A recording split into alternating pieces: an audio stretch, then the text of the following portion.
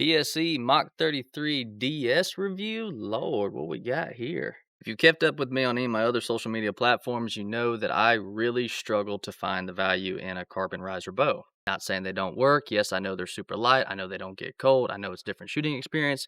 But for me personally, up until potentially now, because I've already shot this bow a little bit, I was pretty much only recommending, as far as carbon bows go, the Carbon 1X from Bowtech, just because it had so much tuning capability, and essentially that's what you're paying for, and being able to say that you shoot carbon as well. This bow right here may have changed my mind as far as a whole new shooting experience goes for carbon.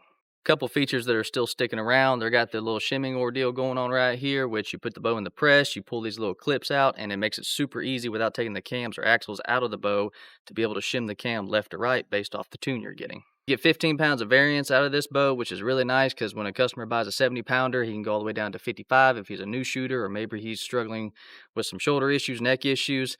If we can turn it down and he can build that muscle group back up to 70 if that's what they desire. Still got the Picatinny mount option on the front, your standard mounting brackets on the side.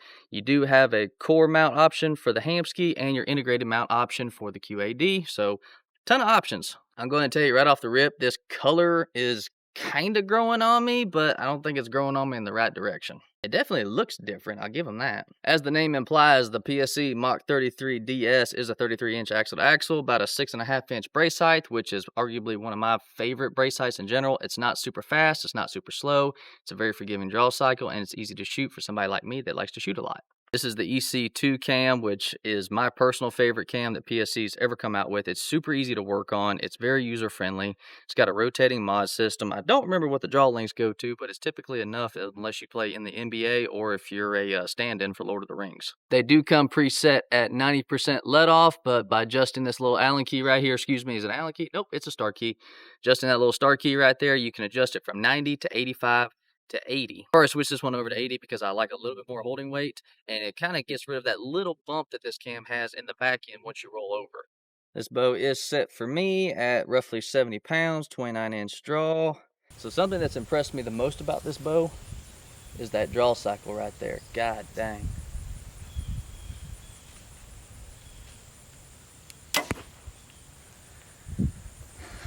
The second thing that's impressed me about this bow is it doesn't feel like your traditional carbon riser bow. It doesn't have that little twang. I know a lot of bows out there, especially, you know, your name brand carbon bows. They're relatively dead in the hand, but I've always kind of felt something in the hand that's kind of lingering. It dissipates really fast, but this one right here, I mean, you almost hear more than you feel, if that makes sense. And other than the arrow rest, I mean, y'all see it right there. There is nothing on this bow. I mean, it comes with this little dampener on the bottom right there, which is really nice. I mean, this is just a bow you can shoot all freaking day. On top of that, that back wall is just absolutely delightful. The bow doesn't want to kick in my hand. It doesn't want to fall forward, sideways, anything cattywampus like that. I mean, it just wants to hold on target and shoot stuff, which arguably is what a bow should do.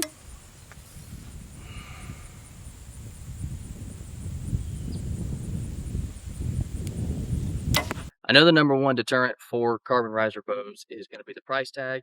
I get it 100%. That's one of the reasons why I've never hunted with one consecutively, because I've always struggled to find the value in it. But this bow is an absolute delight to shoot. I honestly think it would be worth it to go to your local PSE dealer, pull one off the rack, have them set it up for you, and just try it and give them some feedback on it. Let them know what you think, what you don't think, and how you think it may be worth it or it may not be worth it for you. Overall, my initial review of this bow is I, I would shoot it. Because of how easy it is to work on the cams. If for some reason you don't have a shop nearby and it's hard for you to get into one to get your bow worked on, just with a star key, you can adjust the draw length to whatever you want. Same thing with the let off. Like I said, it's got 15 pounds of variance. It's got a lot of features that are very up to date with the Picatinny mount option, the integrated mount options. Obviously you can put your rear stabilizer on here. You've already got one stabilizer on the bottom. This little ordeal right here, I typically move it to the top and then put my longer stabilizer on the bottom, a little bit lower center of mass. My bows tend to hold a little bit better with that.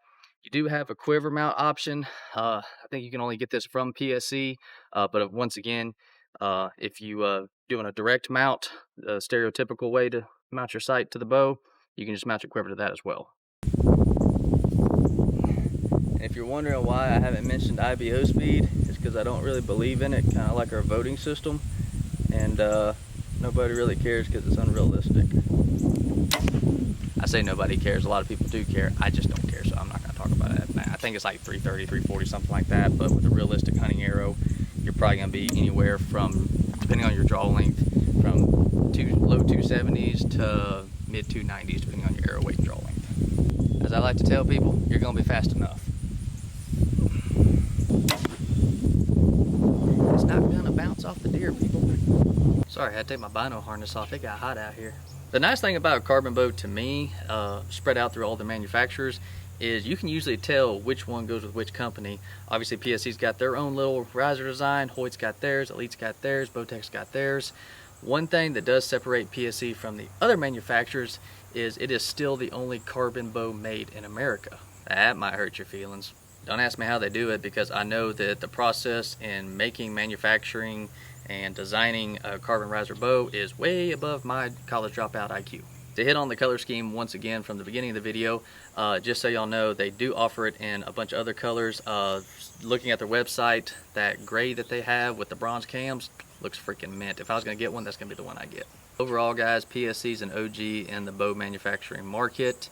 I know that they've kind of fallen off over the past couple years due to switching hands, which, I mean, I'm not going to say that's the new owner's fault, because I really don't think it is. I think it's just a lack of marketing on their end, and I'm hoping with this bow and with some other social media content creators getting their hands on it, it's going to help show you guys, the end consumer, what's available, because that's the name of the game, essentially, is if you guys don't see it, don't hear about it, you're probably not going to look for it when you go into the shop. Well, I'm here to tell you, if you go into the shop and you've got a little extra change in your pocket, you may want to put one of these in your hands, because you might go home with it.